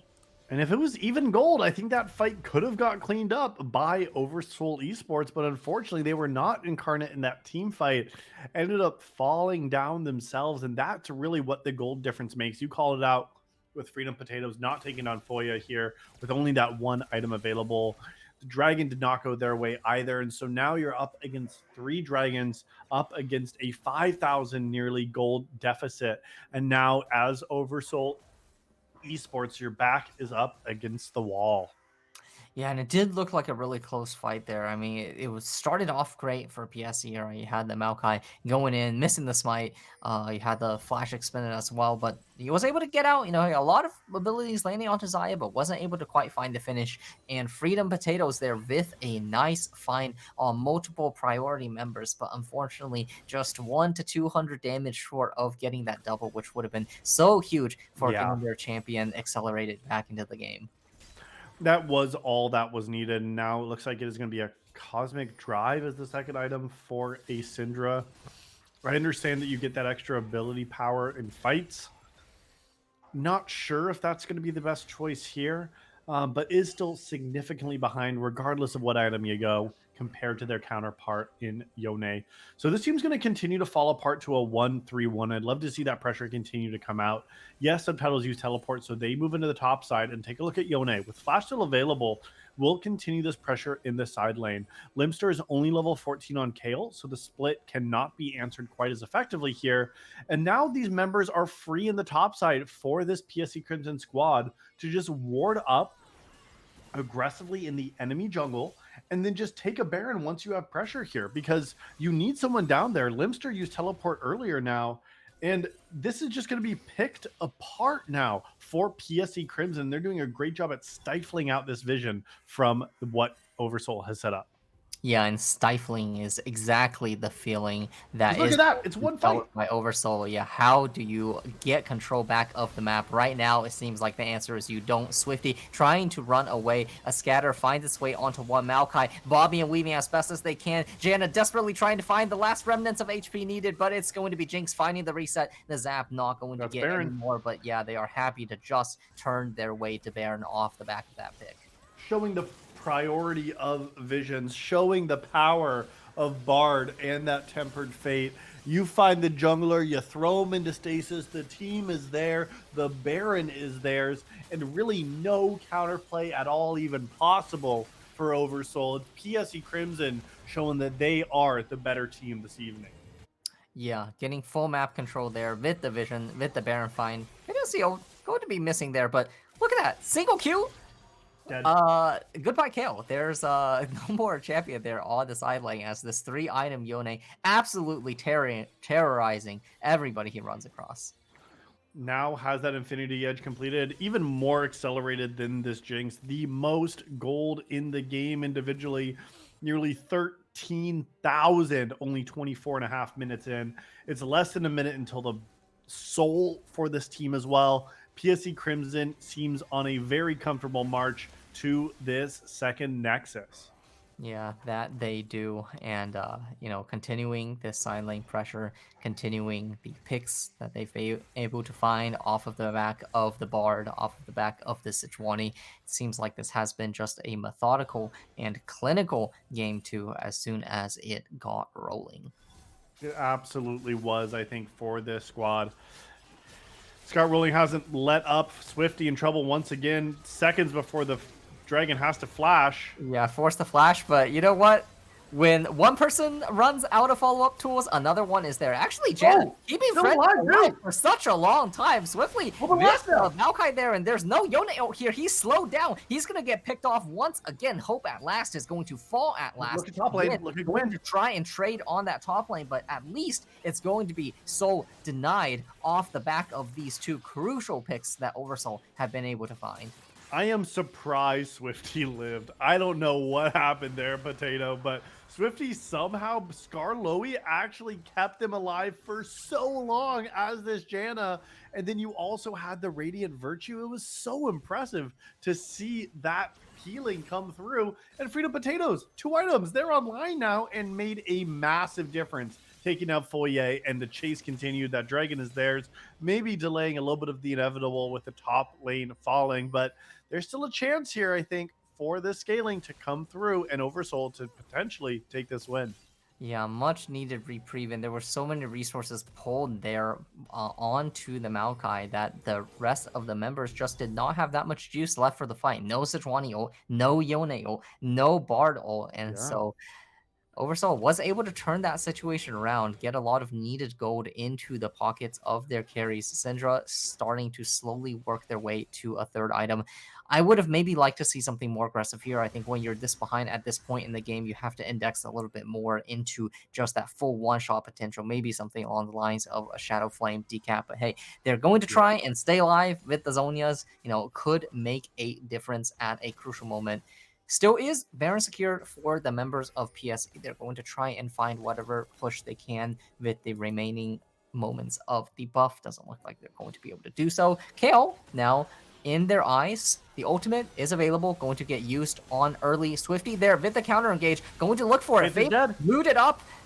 The Locket coming on 3 does fall. KL still healthy, still firing away. The sapling going to slow the enemy members, and it's a disengage on both sides, but Yone hammering away at that bottom tower. They do get the pick, but it was a 5v4 there on the top side. Yone now looking for the inhibitor, level 17, Hullbreaker active, 3 items acquired, GA on the way, and this is a very scary mid laner, and the map pressure he's bringing is going to be such a pain to try and answer. And we see that even if Yone does fall, the firepower is still there for the rest of Crimson. You still got to get through a Jinx. You still got to get through subtitles on this Gwyn 2-1-4, a menace in their own right. And yes, you can clear the waves. Level 16 Kale has come online, so maybe that could be the saving grace. We're a ways away from winning team fight damage, but the tools are still coming online for this Kale and for Oversoul to try to hold the Nexus. Yep, and now we're seeing a few more item completions coming on through. Anathema's acquired, GA acquired, Gwyn going to be trying to sprint towards that decap in anticipation for the Baron and Soul, both upcoming very quickly. The previous Soul was denied, but PSE going to get another chance here at that crucial buff, starting once again methodically clearing out vision, getting their map control that's offered them so much success thus far. And it's so powerful when you have a Bard as well. We saw what the Tempered Fate can do. It might even land onto Kale right now, but does sneak away before Bard can get there here. But yes, you clear out this vision, you hold this pressure, hope at last. We saw the power in the split lane as well, just sitting out of vision, waiting for the team to show up. Say, you got to come to me here, y'all. And if you do, the Baron's going to go down. So playing this macro very, very well, very smart and intentional as well. Is actually going to take a reset instead with 4 items completed, but runs right on back to the bot side. Teleport is available, meaning you can leave Gwyn in the top side too, and you leave Jinx just to clear out the minions. And again, once you see this pressure, once you see anybody come up through the jungle, you pounce on them with this Tempered Fate. You look to take a fight, you look to take the base, and you look to take this series. Yeah, it's such a hard question being posed to Over. So what will you do with this dual-ended pressure? You got Yone on one side saying, "I will take your inhibitor and maybe your base if you come. And if you don't come, we will take the Baron and then probably your inhibitor and your base." Yes, exactly. What order do you want to lose in, right? Like that does feel like the question being posed right now. And it is just going to be the Baron getting started right away. And meanwhile, Yone is still staying bot side. Team needs to commit onto the Baron. Oversoul is going to look to try to get into the pit and might actually buy a little bit of time. They are actually going to back off of it, not confident to take this fight Yeah, they're just 4v5. playing But for Yone, time. Don't need to risk anything when Yone is doing all they need to in the bot lane. Sure, they could have gotten it, but they were scared of the maybe 5v4 that could have now come they out. And started it up. now with the inhibitor down, they're going to turn right back onto the Baron. TP available for Yone to join in as well if needed. The members of Oversoul nowhere close by to contest. That's going to be Baron falling for sure. But They're maybe going the to try Dragon. and trade back for the Dragon, at least Syndra trying to find a mid tower find potentially. Double Sapling offering a little bit of poke here to start things off, but look at the flank from Yone starting off on the bot side, going to try and look for these carries Throwing if his they faith. can. Here comes the Twisted Advance. Team fight gets started. Limster going to be immune. A That's lot that of got one. the things Carry's goes dead. right away. The KO ulti actually does a lot of damage. 3-member Tempered Fate, but doesn't buy that much space. And now Gwen is going to be under the target. Another shutdown going for the Zaya. Trying to find Faith as well. Just a few HP left, but the red buff burn is actually enough. And now what can he find? Finds the flash forward, but the Feather Storm is good. And now can Freedom Potatoes find their revenge? It's going to be GA going in for the Yone. Again, no flash, no ultimate, stunned up by the Syndra. A big team fight victory. And now they can send one, answer the bot wave, deny the Dragon once again. And Yone, he is strong, but the rest of the team was able to pick off the ADC right away, find the team fight, win a triple kill over to Matt Stat. And Oversoul does not want to give up on this game just yet. Matt Stat has been the silent carry all game, Potato. We have not been talking about this guy too much, but that fight, they showed up. They killed Jinx at the very beginning. Foye, no chance of winning at all. 4 kills there, 8, 1, and 2 now. This is Zaya. 4 items completed. The stopwatch in inventory, nearly level 16. This has been the one player that is keeping this squad in this game. And Limster behind him coming on through. And Freedom Potatoes, you're still a level 16 Syndra. And hitting 3 items too now at that. And when we got through the draft, right, we said we have a lot of scaling on the map. And we have a lot of tools where if you press the right buttons at the right time, you can make things happen. And what did we see in that last team fight? We saw the KO ultimate getting giga value, drawing out a single man Yone ulti, vaporized into the air and doing damage on 3 before falling. We saw the Tempered Fate missing or hitting 3 members, but really not getting any value there as well. The Zaya ulti was able to immune the Yone knockup. And here we have the KO scaling, soloing out subtitles and chasing on the Fate as well. That's the 3-item KO power there. Says no thank you to the Gwen. Take your Riftmaker, take your decap, and take those back to base as the 1v2 is found out in the top lane. Not even close. Limster's still full health. I hope it lasts now. They might be the next. They want to take it. Yep, ulting in. There's the Q3, and that's the damage coming on through. So solo kill for solo kill, traded back and forth by the solo laners. But that Yone ulti is going to be a big tool. So, if there is another fight before that ultimate comes back up, could be something. There's the E used as well. So maybe Maokai look for something. Is it going to get used up? No, unfortunately, does not end up going for it. Bard going to be found out by a sapling there on the side. Matt Stat poking away. These autos are going to hurt a lot. Maokai offering a lot of control. And, top side of the map kind of lit up like a Christmas tree there with the wards from PSE, but not too much to be found there in that area of the map. TP coming in through, going to be looking for that mid lane inhib tower shortly to fall. Nice 2-man scatter, but not too much found just yet. Tempered Fate going to be missed. Third inhibitor is going to fall. So now you gotta play for this third inhibitor. I want to see if they can stay on the map long enough. They committed the Gwen TP. They committed the resources to be here, but it was only for the mid lane inhib. The third inhib is crucial because that doubles the amount of super minions each wave. You go from 3 supers to 6, and you can overflow the base. but without the soul, but with the Baron expired, you don't feel like you're strong enough if you're PSE Crimson to try to take this game right now. So they're back on the back foot now, just looking for some more items because this game is not secured for them just yet. Yeah, I would kind of like to see them run it down top though here, because you have the mid and bot inhibs. It's an open base. You got no towers protecting that last inhibitor. With the minion pressure, I think you can just play for your minions to force that third inhib down. Once you do, Baron and So are very Yeah. likely to follow. But seems like they are going to take a slower approach here. Once again, waiting for their items. It's a 4-item Jinx, a 4-item Sejuani, and a 4-item Yone here onto the Rift. So definitely hitting their spikes. We are close to a few spikes too on the opposing side as well. Syndra going to try and hit that death cap as early as possible. Some stopwatches coming out for key members of Oversoul as well can certainly make a big difference in these fights. But now, as items are completed, we are double needlessly large rod. Freedom Potatoes level 18. Yeah, you didn't have the early game, but it doesn't matter now. This Syndra is very close to a death cap and will stay as an incredibly strong threat for this OVS squad now. Like you said, trying to maybe overload the top side here, but we're less than a minute for the soul and less than a minute until the dragon. Resets are coming through now, and Yone continuing to stay in the bot side. Matt's tap, got to be so careful right Oh, now. Do not it's greed for this wave. oh, Hope it it's lasts. so scary for that side there. Oh, My heart was going for a moment, but unfortunately, or fortunately for them, will not get found out there. Does get the wave cleared out. And it is now only a single inhibitor down as these big objectives are spawning. So a lot of map pressure alleviated compared to the situation that could have happened with 3 inhibs down.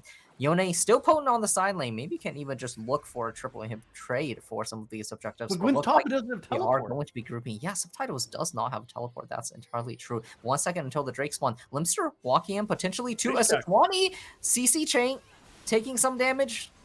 Not going to find the rest of the follow-up though. Jinx traps go down. Going to be easy enough But to that's your just walk jungler. past. Your jungler's zoned off now. Yeah, jungler is cut off, as What is did the you just top laner, and what? Kale is already Wait, going time onto out the one dragon. time. Bardo going to try and stop things for just a moment. Jinxo finding no value, a stun going on to the Sejuani there, throwing out the ultimate just for a bit of disengage, and PSE fumbling that execution just a little bit. Minion's going to start crashing back into the side of Oversoul, but now it's actually both teams onto Soul Point. Xayah going to be sent to try and clear out some minions there. Syndra finding another nice scatter, just delaying the potential Baron play, but the But ultimates. minions are cleared and they are free to try and find this. But Looks like they ultimates are are going to down. take the There's base. no Tempered Fate. There's no Jinx ultimate. There's also no Sejuani ultimate. There is a You're- Yone there on that bot lane who is going to be trying to find a That's that finish. going in. Actually, Gale forces into the entirety of the enemy team. Oh, he's Taking dead. so much damage, gets cut down by the Gwen R3. That's so huge. That's one of the big tools they needed to make this fight end up working. Swifty flashes in. Too late does not Oh, find he's it. dead. Freedom Oh, Potatoes he's does low. pick up Faith. Foya is 1 HP on the backside. This is Sejuani trying to hold off 3 members, Nato. but will they be able to do so? Looks like they will most likely get cut down. Super Mega Death Rocket lands. Freedom Potatoes under danger. Subtitles going in, trying to find the cut down. Here comes the TP from the Yone, matched by the Kale. Swifty is going to get cut down. This might be the end of Oversoul. Yone flashes on in. Kale trying to dish out as much damage as they can. Hope at last just 2 autos away from falling, but will stay alive for the moment. Jinx was able to live that. The rest of PSE were able to live that, picking up the Baron, dropping the dragon, but now looking to pressure the base. Subtitles getting their ultimate back online 11 seconds before Xayah respawns. They must hold these waves. One more inhibitor is still standing. PSC Crimson has not taken both of these yet. If this one falls, it's a lot harder to hold, but the waves are getting cleared out. Kale does so much damage to these minions. That is the wave clear you needed, and they know they can't stay. They know they need to reset. PSE Crimson cannot take the third inhib, cannot take the game quite yet, and this game continues on. Nearly 40 minutes. Death cap completed now for Freedom Potatoes. Full builds coming through for so many of these members, and now it comes down to execution. Matt's tap misplayed that last fight, but has shown that they can be the carry. GA is still available, and the waves are cleared out. You need to see it's going to be one more overstep from either team that will cost them this game. This last inhibitor is available, but mid lane inhibitor has respawned now too. Both of these are priorities, and the Baron is available still for 1 minute and 10 seconds. Yeah, they are trying to clear things out here. They will be able to hold for a moment longer. No TP available on the Gwen, and crucially, a lot of summoners down for key carries. Yone, no flash. Jinx, no sums. Zaya, no subs. Sidra, no flash. So the execution is going to be more important than ever. Finding these crucial protective ultimates from the KO, from the stopwatches, from the Zaya ult as well. Whoever gets caught is going to likely determine the game. They're pushing in towards the top inhib, towards the mid inhib. They want to siege down these last two crucial objectives. Jinx firing rockets from far away, slowly chipping these towers down. When taking a lot of poke there on the top side, KO bouncing in between these two waves, trying to hold things. Yone still exerting pressure there on the bot side, working their way towards the Nexus Tower. Seems like they are going to pull the members off Jinx of is the excited. mid at least. Does get a bit of a reset, but a bit of a reset is all that she's going to get. Collapsing onto the KO. Tempered Fate going to just barely miss. Limster firing back, flashing forward onto Foya, but is able to take the magical journey out, and that's a crucial flash down. Still waiting on the cooldowns. Still waiting to try and crack the last remnants of Oversoul space. And that inhibitor is still standing, Potato, and this is massive that they have not given up that third inhibitor. Feels like PSE Crimson is still hesitant. They didn't do it after one Baron. We'll see if they need the second one to make that happen. It's also scary now because in 1 minute, it is the Dragon Soul. Oh, however, I hope it lasts. It might be the one who's in trouble. Yeah, it does use the ultimate there. Okay, is safe. No further chase coming on down. I think there's maybe a world where a Gale Force 4 there could have been a catch, but in this kind of tense late game scenario, you really got to just hold on to all the tools that you have to try and keep yourself in here. KO now full build here, level 18, pressuring away the carries on the other side. Double inhib down for Dragon means that PSE is going to be able to get first set up here. They're trying to collapse onto this Yone here in the bottom lane. Still flashless for the moment. Still without an ultimate. What can he do here? GA is available, but this is a 4-man collapse. They get the GA, but look at the rest of the members. They're going to try and maybe end the game here. Well, we'll have to get back in time. There's no TP. There's one minion. Pick. There's one minion still available. They're hitting. They have another wave.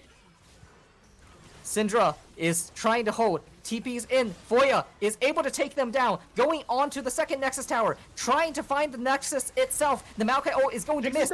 Jinx is down. Koku trying to hit as much as he can, but unfortunately just not going to have enough to make that happen. Expends the flash from Maokai to get the shutdown, but now it's a fully open Nexus.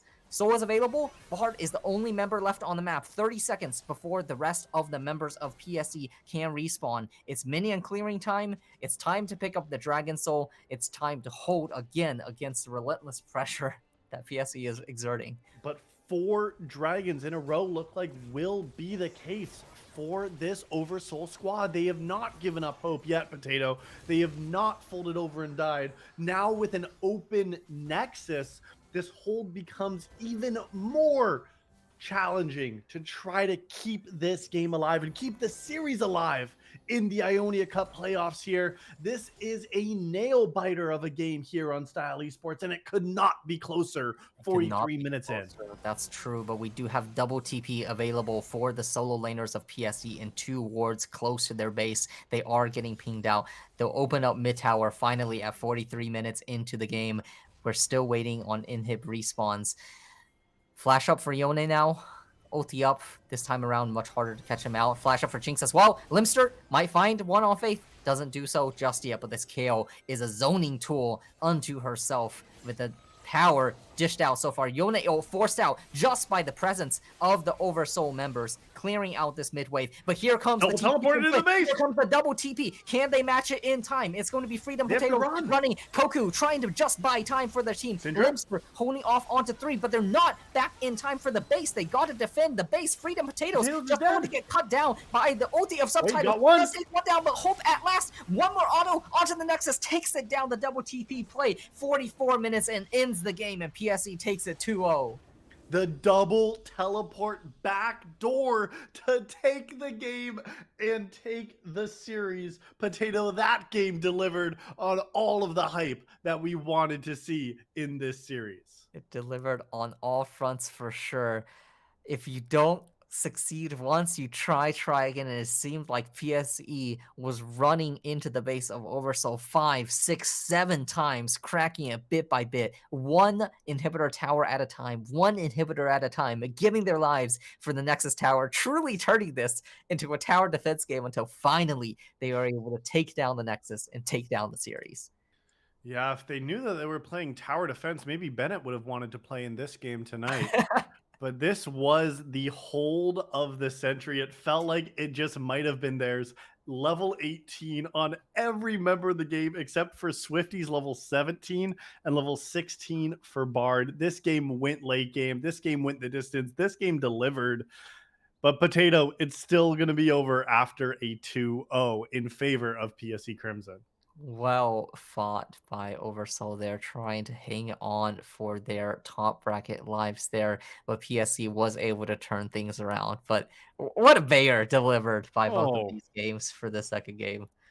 it was a banger indeed. Most damage by 10,000 was this Kale top lane there.